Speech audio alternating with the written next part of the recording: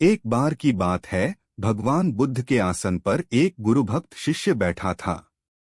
उसने गुरुजी से पूछा, गुरुजी, सबसे बड़ा धर्म क्या है? भगवान बुद्ध ने उसे एक बाल को पकड़ने को कहा और पूछा, क्या तू इसे पकड़ सकता है? शिष्य ने कोशिश की, लेकिन बाल फिसलकर उसके हाथों से निकल गया। इसके बाद भगवान बुद्ध ने एक बाल की गुफा को पकड़ा और पूछा, क्या तू इसे पकड़ सकता है? शिष्य ने देखा कि गुफा स्थिर थी और उसने आसानी से उसे पकड़ लिया। भगवान बुद्ध ने उसे कहा, यही धर्म है। जैसे कि बाल तेरे हाथों से निकल गया, वैसे ही सब कुछ इस दुनिया से निकल जाएगा। लेकिन जब तू अपनी आत्मा में स्थिर और शांत रहता है, तो तू हर परिस्थिति में समर्थ होता है। एक बार की बात है, एक संत ने अपने चेलों को एक गगनचुंबी पहाड़ी पर ले जाया। वहां उन्होंने उन्हें एक पेड़ के नीचे एक छोटा सा वृत्त किया। फिर उनसे कहा, इस वृत्त के अंदर जाओ और उसके बाहर कुछ विशेष चीजें लेकर आओ। चेले बहुत उत्साहित होकर वहां गए। वे वृत्त के अंदर गए, लेकिन कुछ भी नहीं मिला। वे थक गए और बिना कुछ लिए वापस आ गए। संत ने मुस्कुराते हुए कहा, तुमने कुछ नहीं लिया क्योंकि तुम उसे नहीं देख पाए। जाओ और फिर से प्रयास करो। चेले फिर से जा बैठे, लेकिन इस बार वे ध्यान से देखने लगे। उन्होंने देखा कि वृत्त के अंदर थोड़ा सा पत्थर था। वे उसे लेकर लौट आए और संत के सामने रख दिया। संत ने उनसे कहा, यह पत्थर तुम्हारे लिए समय का प्रतीक है। जितना समय तुम्हें लगा उसे ढूंढने में, उससे भी अधिक समय तुम्हें अपनी आत्मा को खोजने में लगा। एक समय की बात है, एक सफल व्यापारी ने अपने गांव के मंदिर के निर्माण के लिए बड़ी धनराशि दान की। वह चाहता था कि मंदिर भगवान की प्रतिष्ठा में बने। अन्य लोगों ने उसे समाज में बड़ा और उदार दिखाया, लेकिन एक नामी साधु ने उसे कहा, तुमने मंदिर के निर्माण के लिए धन दिया है, लेकिन क्या तुमने अपनी भावना और समर्पण भी दिया है? व्यापारी हैरान था, लेकिन उसने साधु की सलाह मानी। वह मंदिर में अपनी भावना और समर्पण से काम किया। समय बीता और मंदिर बन गया। लेकिन उस दिन से व्यापारी की जिंदगी में एक परिवर्तन आ गया। उसने समझा कि वास्तव में सच्चा समर्पण और भावना ही भगवान की प्रतिष्ठा में सच्चा महत्व रखता है।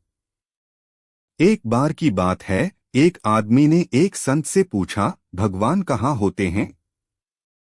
संत ने उससे कहा, चलो मैं तुम्हें उसकी खोज में मदद करता हूँ। वे एक लंबी यात्रा पर निकले और अंत में एक पहाड़ी पर पहुंचे। संत ने आदमी से कहा, इस पहाड़ी को चढ़े। धीरे धीरे पहाड़ी की ऊंचाई को छूते हुए वे ऊपर पहुंचे।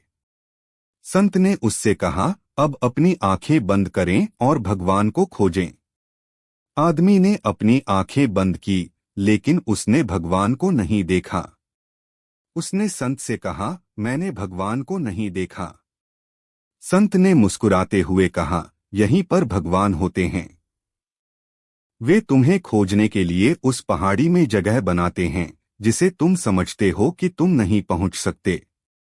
एक बार की बात है, एक बूढ़ा संत अपने चेलों को एक धार्मिक कथा सुनाते हुए बोले, एक समय की बात है, एक राजा ने अपने राज्य में एक बड़ा और सुंदर मंदिर बनाने का निर्णय किया।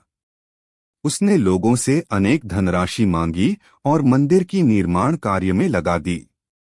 एक दिन एक गरीब फकीर उस मंदिर के आसपास आया और मंदिर के दरवाजे पर खड़ा हो गया।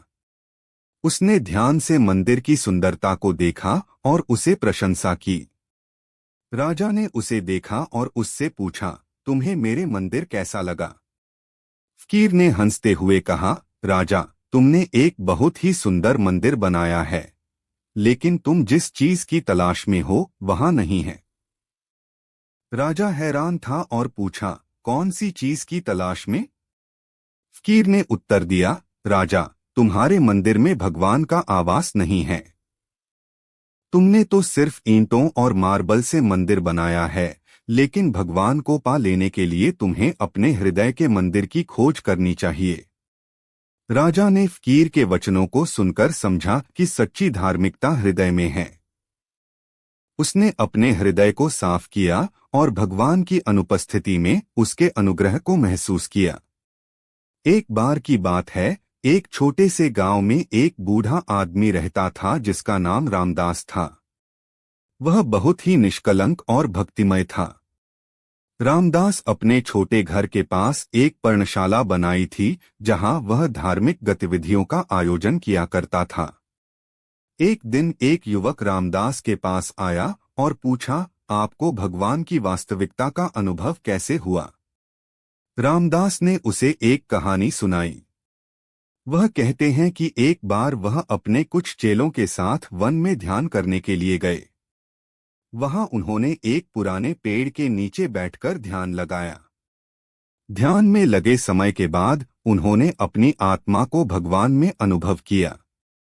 रामदास ने कहा, युवक, भगवान की वास्तविकता को महसूस करने के लिए हमें अपने आत्मा को पवित्रता और सच्चाई के साथ जोड़ना चाहिए।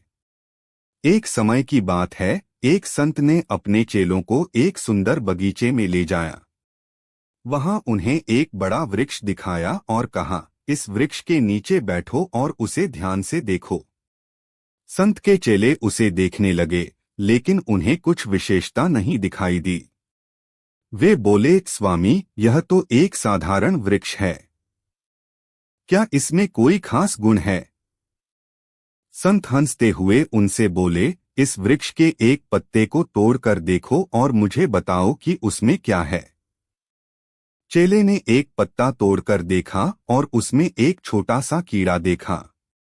वे यह बताने के लिए वापस आए, लेकिन संत ने कहा, अब उस पत्ते को लगा दो और फिर से देखो।